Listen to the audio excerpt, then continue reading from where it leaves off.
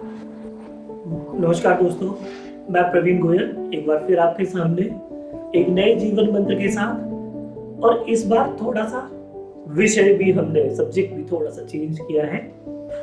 इसमें हमने पिता पुत्र के रिलेशन या पेरेंट्स और बच्चों के रिलेशन के बारे में बात करनी है, जो आज के लिए बहुत रिलेवेंट भी है।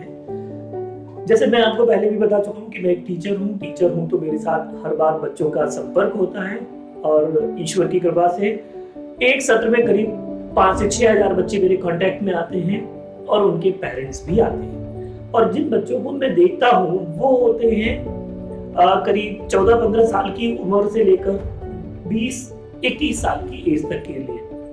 तो ये जो एक रेंज है उम्र की, इसमें बच्चों में परिवर्तन आ रहा होता है, वो बड़े हो रहे होते हैं और due to hormonal changes, body changes, वो जैसे जैसे बड़े होते हैं उनको लगता है कि बहुत दुनिया बदल दूंगा, दुनिया में ये कमी है वो कमी है और अब मैं आ गया हूँ और मैं बड़ा हो गया हूँ तो मैं अब दुनिया को बदल दूंगा, मैं समाज को बदल दूंगा, समाज मेरे सामने कुछ लगता ही नहीं।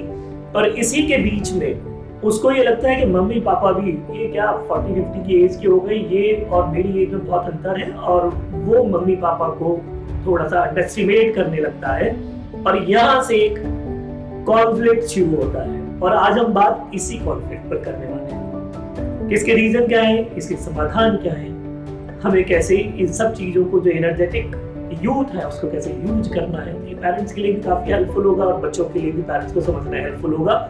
उसी विषय पर आज हम बात करते हैं।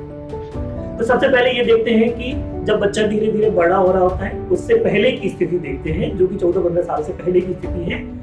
मम्मी पापा डोमिनेंट होते हैं, मम्मी पापा हर काम कर रहे होते हैं, अपनी इच्छा से कर रहे होते हैं, बच्चे को हर चीज बता रहे होते हैं। उस समय बच्चा उनकी सारी बातें सुन रहा होता है क्योंकि उसका बहुत बड़ा दोस्तों का ग्रुप नहीं हो रहा होता है, अंदर से वो अपने आप को एनर्जेटिक फील नहीं कर रहा होता है, वो उसको लग रहा होता है कि मैं बड़ा हो रहा हूँ, छोटा हूँ, ये हम उसको बोल रहे होते हैं। जैसे ही वो करीब करीब 10 साल से ऊपर उसकी एज होनी शुरू होती है, उसके अंदर चेंजेस आने शुरू होते हैं। ड्यू टू हार्मोनल इफेक्ट वो अपने आप को एनर्जाइज्ड महसूस करता है, नई नई चीजें, नई नई दुनिया उसको दिख रही होती है। अक्सर आपने देखा होगा कि बच्चे वो बहुत सारा जिम विम करने लगते हैं, अपने आप को फिट एंड फाइन रखना शुरू कर देते हैं, चेहरे की तरफ ध्यान देना शुरू कर देते हैं, बालों की तरफ ध्यान देना शुरू कर देते हैं, कपड़ों के लिए बहुत सेलेक्टिव हो जाते हैं, दोस्तों के लिए बहुत इंक्लाइंड हो जाते हैं। और ये तो दोस्तों की चीज बीच में आती है, यहीं से मम्मी पापा और बच्चे के बीच में कॉन्फ्लिक्ट शुरू हो जाता है। उसको लग रहा होता है कि मेरा दोस्त ऐसा कर रहा है, वो ऐसा कर रहा है, यहाँ पर चीजें ऐसी हो रही है, मम्मी पापा समझना नहीं चाहते। यहाँ मम्मी पापा को मैं कुछ चीजें कहना चाहता हूँ कि जैसे जैसे बच्चा बड़ा हो रहा है उसको समझने की कोशिश करिए। इट डजंट मीन कि आप अपना पेरेंट वाला रोल ड्रॉप कर देंगे। समझने की कहा है मैंने, उसके साथ दबने का नहीं कहा कि बच्चा डोमिनेंट हो जाए। कुछ दिनों बाद तो ये लगने लगता है बच्चा माँ बाप है या माँ बाप बच्चे, क्या हो गया। ऐसा नहीं, माँ बाप हमेशा है, बच्चे हमेशा है। उनको समझना है और समझ के उनको एक डायरेक्शन देना है। बच्चों को यहाँ एक चीज कहना चाहता हूँ कि जो बच्चा 12-13 साल का है या 15 साल का है या 20 की भी रेंज अगर हम ले लें, एक एवरेज जो हमारे यहाँ मैरिज की एज होती है वो 25 से 30 के बीच में मैरिज हो रही होती है। तो 30 साल तक बेटा आपके पिताजी की उम्र 25 से 30 के बीच रही होगी जब आपका जन्म हुआ होगा।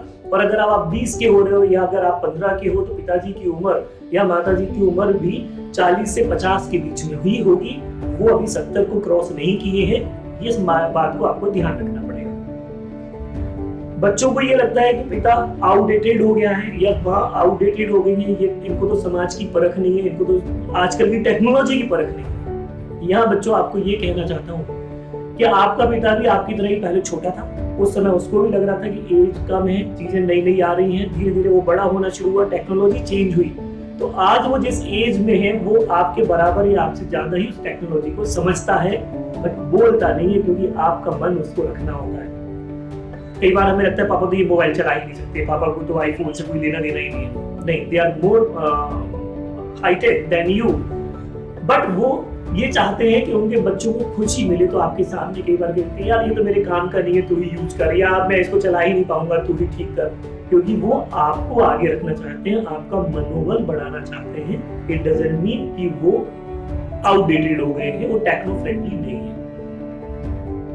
बेटा आपको ये चीजें ध्यान रखनी पड़ेंगी कि मम्मी पापा उतने ही एक्टिव हैं जितने आप हैं, उतने ही समझदार हैं या उससे ज्यादा समझदार हैं जितने आप। होता क्या है, मम्मी पापा ने अपनी लाइफ में, जो उनकी 40 साल की लाइफ हुई और आपकी 15 से 20 साल की ही हुई, उनको एक्सपोजर मिला हुआ है लाइफ में। एक्सपोजर मिला तो उन्होंने कई सारे अच्छे बुरे दौर देखे हुए हैं, कई जगहों पर फेल हुए हैं, कई जगहों पर सक्सेस मिली है, बुरे लोग भी देख लिए, अच्छे लोग भी देख लिए।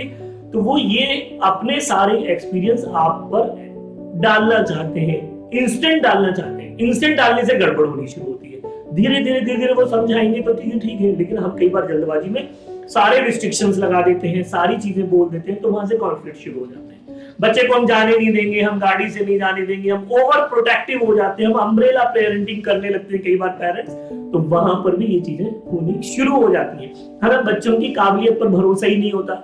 हर जगह जाना है तो हम जाएंगे, सब्जी लेने जाना है तो हम जाएंगे, टीचर से बात करनी है तो हम जाएंगे, बेटे को कपड़ा पहनाना है तो माँ पहले पीछे दौड़कर कपड़ा पहना रही होगी। इवन 15 साल 20 साल का बच्चा हो गया तो भी चम्मच से खिला रही होगी। यार बच्चा बड़ा हो रहा है तो उसको चीजें करने दीजिए, करने देंगे तो वो चीजें सीखेगा।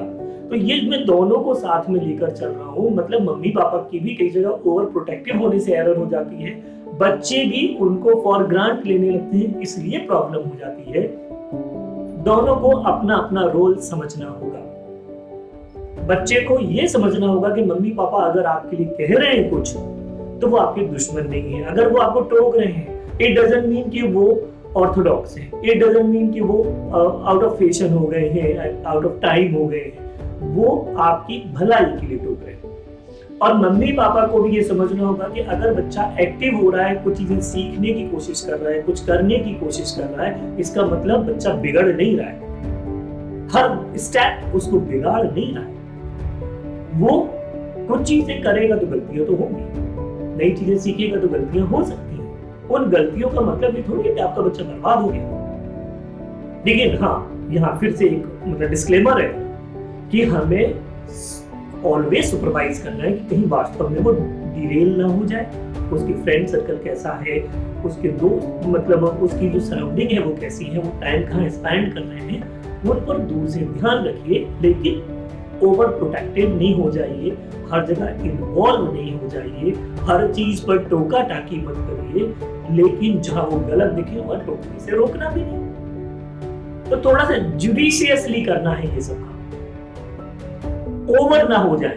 तो इन चीजों को जब हम कंट्रोल्ड वे में करेंगे तो माँ बाप और बच्चों के बीच इस जो टीनेज है इसमें जो कॉन्फ्लिक्ट होते हैं वो अवॉइड किए जा सकते हैं और बच्चों की एनर्जी को एक पॉजिटिव डायरेक्शन में ले जाया जा सकता है, जिससे जो माँ बाप चाह रहे थे कि बच्चा सक्सेसफुल हो, 20-22 साल की एज तक जाते जाते वो एक डायरेक्शन ले ले, एक जगह सेटल हो जाए और वो लाइफ को एंजॉय करे, वो एम भी पूरा होगा, बच्चे भी सेटल होंगे, दोनों के बीच लड़ाइयाँ नहीं होंगी और परिवार का माहौल खुशनुमा हो जाएगा।